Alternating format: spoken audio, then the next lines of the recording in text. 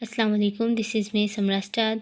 तो आज का हमारा टॉपिक है असेस स्पेसिफायर्स। असेस स्पेसिफायर्स क्या होता है, इसकी टाइप्स क्या है, इसका सिंटैक्स क्या है, इसको लिखने का, और इसकी हम एग्जांपल्स देखेंगे और इसके हम यूजेस देखेंगे।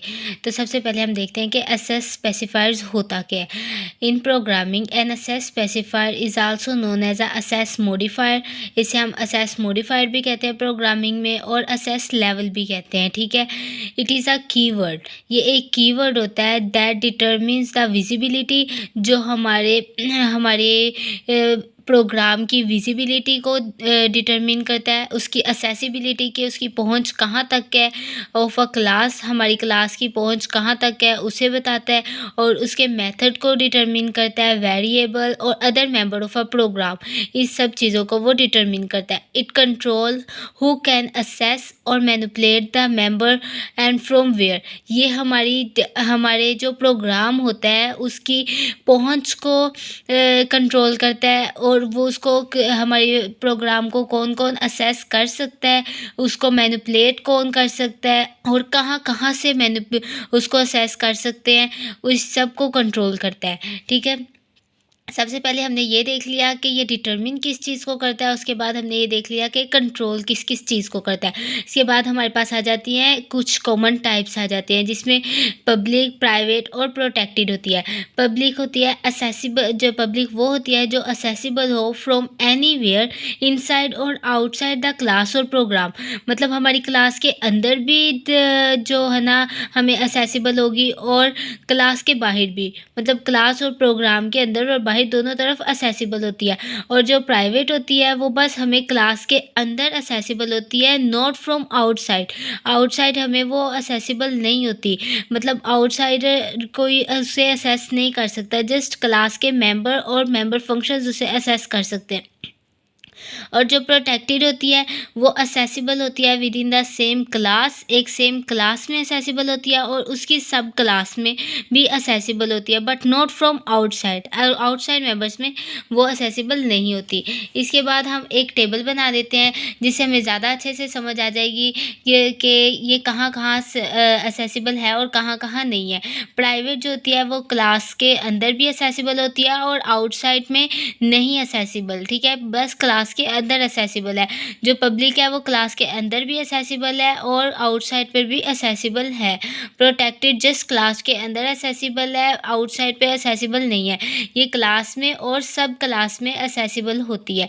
इसके बाद इसका सिंटैक्स देख लेते हैं। उसमें हमारे पास सबसे पहले क्लास और फिर उसके आगे क्लास का नेम आ जाता है। क्लास का नेम हम स्टूडेंट रख लें, कार्ड रख लें, कोई फ्रूट रख लें, जो मर्जी रख सकते हैं। ठीक है, जो क्लास है वो हमारा एक कीवर्ड है, और जो क्लास का नेम है वो यूज़र डिफाइन होता है। ठीक है, और उसके बाद इसकी बॉडी स्टार्ट करने के लिए हम एक ओपन कर्ली ब्रेसेस लगाते हैं, और जो असेस स्पेसिफायर होता है वो लगाते हैं। वो चाहे वो हम पब्लिक लगा लें, प्राइवेट लगा लें, या फिर प्रोटेक्टेड लगा लें। उसके आगे हमने कोलन लगाना होता है, सेमी कोलन नहीं लगाना होता। ठीक है, और उसके बाद हमने एक अपना डाटा मेंबर लिखना होता है। डाटा मेंबर में हमारे पास इंट आ जाती है, स्ट्रिंग आ जाती है, कुछ भी आ सकता है, वो हमारे डाटा मेंबर्स में वेरिएबल्स आ जाते हैं। ठीक है, उसके बाद हमने एक नंबर फंक्शन लिखना होता है, जैसे वॉइड, ऐड, और उसके आगे हम ये ब्रैकेट्स लगाते हैं। ठीक है, जो असेस करते हैं हमारे डाटा मेंबर्स को। इसके बाद हमारे फंक्शन की बॉडी स्टार्ट हो जाती है, उसके लिए ओपन कर्ली ब्रेसेस लगाते हैं, और फंक्शन की बॉडी लिखते हैं, मतलब बॉडी ऑफ फंक्शन के अंदर हम उसके सी आउट और सी इन करवाते हैं, और इसको बंद कर देते हैं क्लोज कर्ली ब्रेसेस के साथ, और हम अपने पूरी क्लास को बंद करते हैं एक क्लोज कर्ली ब्रेसेस के साथ, और उसके लास्ट पर हमने सेमी कोलन लगाना होता है। अगर हम ये सेमी कोलन नहीं लगाएंगे तो वो हमें एरर शो करवा देगा। नेक्स्ट हमारे पास आ जाती है इसकी एग्जाम्पल। इसकी एग्जांपल में हम ले लेते हैं क्लास आईटी। ठीक है, क्लास हमने ले ली, और उसका जो डाटा टाइप लिया है वो हमने लिया है IT, user defined data type है। मतलब जो क्लास का नेम है, क्लास का नेम, क्लास ले लिया है और क्लास का नेम लिया है हमने आईटी। ठीक है, और ओपन कर्ली ब्रेसेस लगा दी। सबसे पहले हमने असेस स्पेसिफायर लगाया है, वो हमने रखा है प्राइवेट, और उसके बाद हमने उसका डाटा मेंबर लिखा है। डाटा मेंबर में हमने ले लिया इंट ए। ठीक है, फिर हमने एक असेस स्पेसिफायर लगाया पब्लिक, जिसके अंदर डिस्प्ले हमने कुछ भी नहीं करवाया, ठीक है ना। मतलब डिस्प्ले के अंदर हमने कुछ भी ब्रैकेट हमने खाली रखी हुई है, ठीक है। और सी आउट उसने फंक्शन की बॉडी के अंदर सी आउट करवाया है आई, ठीक है। जब वो फंक्शन कॉल करेगा आई टी ओ बी को, तो O B dot A is equal है 10K, ठीक है। उसने 10 के इक्वल रखा है, लेकिन वो 10 के इक्वल तो है, लेकिन ये हमें रिज़ल्ट नहीं शो करवाएगा, क्योंकि वो प्राइवेट है, पब्लिक नहीं है। अगर वो पब्लिक होता तो वो रिज़ल्ट शो करवाता, क्योंकि आउटसाइड में हम रिज़ल्ट अपना नहीं शो करवाएंगे जब तक कि हमारा असेस स्पेसिफायर एक प्राइवेट लगा होगा। अगर तो वो पब्लिक लगा होता, यहाँ पर पब्लिक होता, तो फिर वो शो करवाता।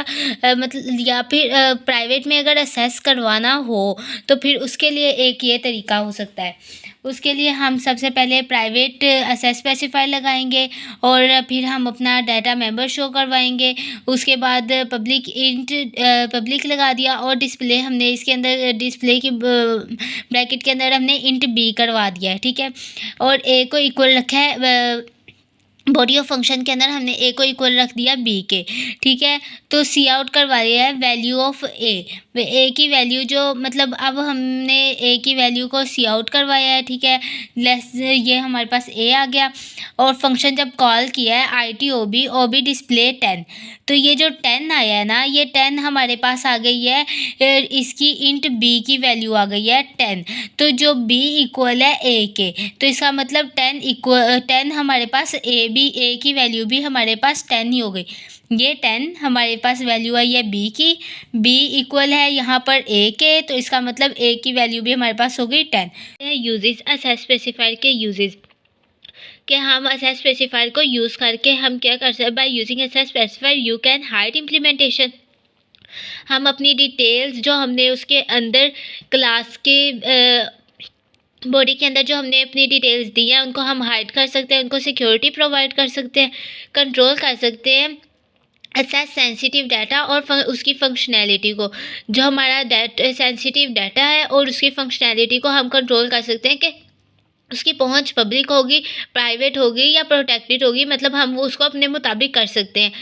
इम्प्रूव कोड की ऑर्गेनाइजेशन को इम्प्रूव कर सकते हैं। रीयूजेबिलिटी और मेंटेनेबिलिटी को हम इम्प्रूव कर सकते हैं असेस स्पेसिफायर को लगा के। डिफाइन अ कॉन्ट्रैक्ट और interface for other class fellows. इसमें हमारे पास आ जाते हैं उसके मेथड्स और फंक्शंस, पैरामीटर्स, प्रॉपर्टीज़, बिहेवियर, इन सब को मतलब असेस स्पेसिफायर के यूज़ से हम डिफ़ाइन कर सकते हैं।